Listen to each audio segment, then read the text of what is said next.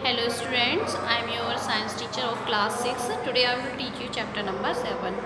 Chapter number 7 name is living organism. Living organism यानी कि जिन जिन चीज़ों के अंदर या जिन चीज़ों के अंदर जीवन होता है उनको हम लिविंग ऑर्गेनिज्म कहते हैं। ठीक है। First is topic introduction. Introduction means होता है परिचय। Our earth contains a variety of living and non living things, है ना।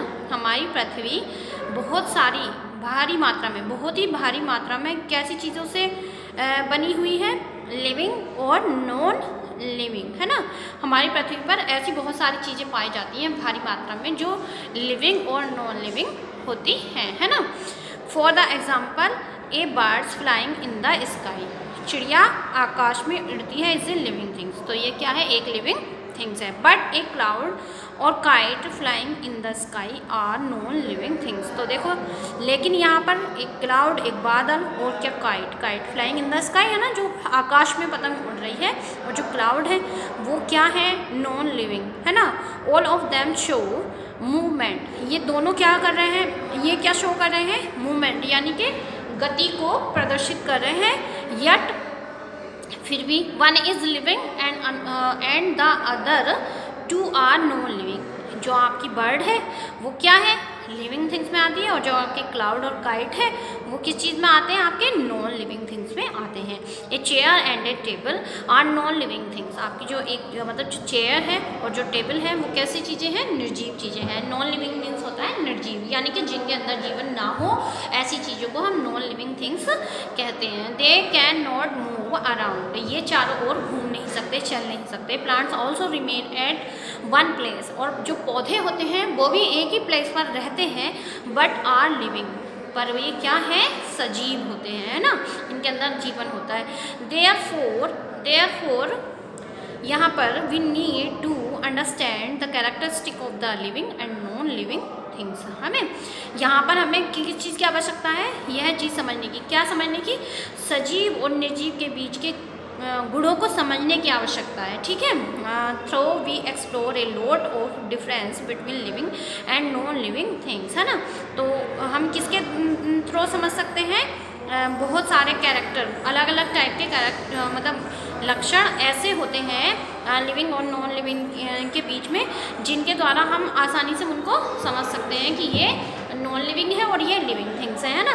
देयर आर सम सिमिलरिटीज़, और कुछ क्या होती है, समानताएं होती हैं। All living and non living things are form of matter. जो हमारी लिविंग और नॉन लिविंग थिंग्स होती हैं वो किस चीज़ से मिलकर बनी होती हैं, मैटर से बनकर बनी होती हैं, मिलकर बनी होती हैं। And both of them consist of A structure unit, और दोनों के पास क्या होती है, एक स्ट्रक्चर यूनिट होती है, यानी कि संरचनात्मक इकाई होती है ना। Cells are known as the structure unit of the living things. जो हमारी जो कोशिकाएं होती हैं वो हमारी संरचनात्मक इकाइयों के नाम से जानी जाती हैं, किसमें, लिविंग थिंग्स में, सजीव चीज़ों में। These cells are formed of the atoms, और ये जो सेल्स होती हैं वो किस चीज़ से मिलकर बनी होती है, एटम से। Yet the smallest unit of the matter from which a non living things is made up of is also an atom। जो हमारी सबसे छोटी इकाई होती है, किसकी, स्मॉलेस्ट यूनिट जो होती है मैटर की, वो क्या होती है, जो नॉन लिविंग थिंग्स होती हैं उसमें क्या होती है, ये बनी होती हैं, इसकी भी, किसकी, नॉन लिविंग थिंग्स की में भी क्या होते हैं, एटम्स होते हैं ना। नॉन लिविंग थिंग्स भी जो एटम से मिलकर बने होते हैं ना। All living things and non living things contain weight and also both of them occupy space, है ना।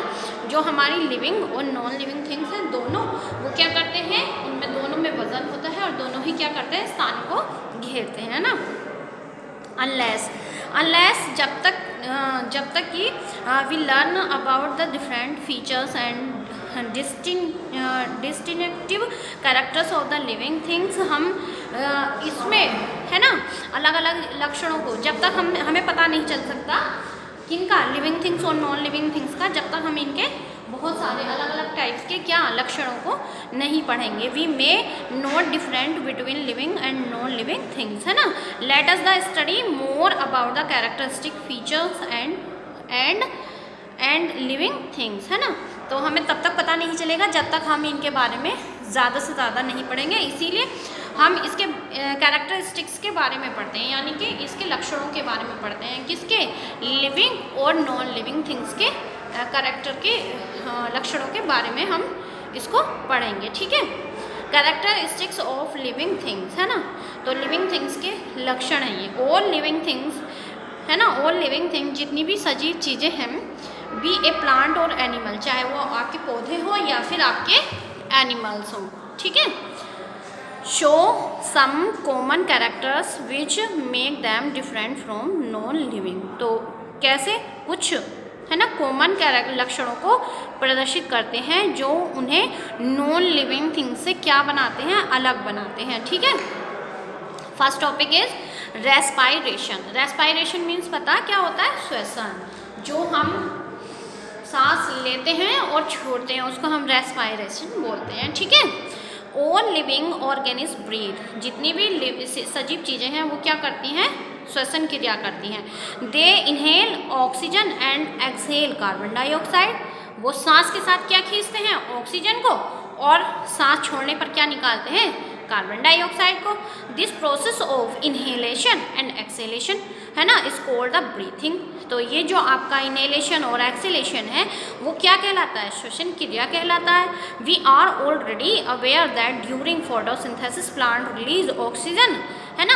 और हमें पहले से पता है कि जब प्लांट्स में फोटोसिंथेसिस यानी प्रकाश संश्लेषण की प्रक्रिया चलती है तो उसमें ऑक्सीजन गैस क्या होती है? रिलीज होती है। Carbon dioxide is by the product of the respiration. और ये जो हमारे जो कार्बन डाइऑक्साइड है वो प्लांट्स के लिए क्या? उत्पादक के रूप में मतलब श्वसन की क्रिया करते हैं, ठीक है।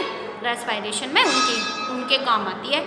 Let us execute an activity to prove that carbon dioxide is released during the respiration।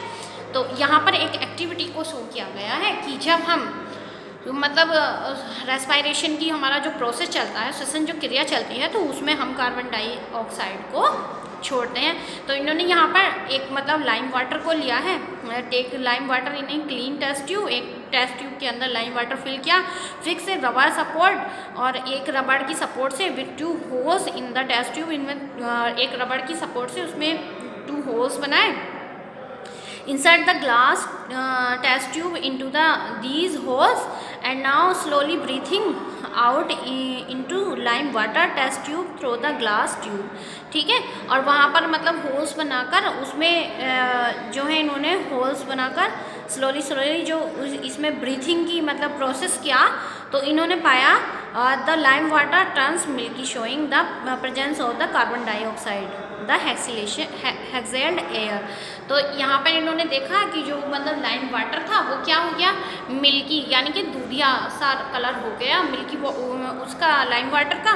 तो उससे हमें पता चला कि ये जो दूधिया कलर आया है इसमें, तो वो किसकी वजह से आया? हमने जो उसमें कार्बन डाइऑक्साइड मतलब पास की उसकी वजह से, ठीक है। Now living things obtain energy. Living things obtain energy through respiration. जो लिविंग थिंग्स होती हैं वो एनर्जी क्या करते हैं? ऑब्टेन करते हैं। किसके थ्रू? जो हमारी श्वसन क्रिया होती है। Respiration burns the food inside our body. जो हमारी श्वसन क्रिया होती है उसमें हमारी बॉडी के अंदर जो फूड होता है वो क्या होता है? बर्न होता है, जलता है। Oxygen is used in the cell. जो ऑक्सीजन होती है वो कोशिकाओं के काम में आती है।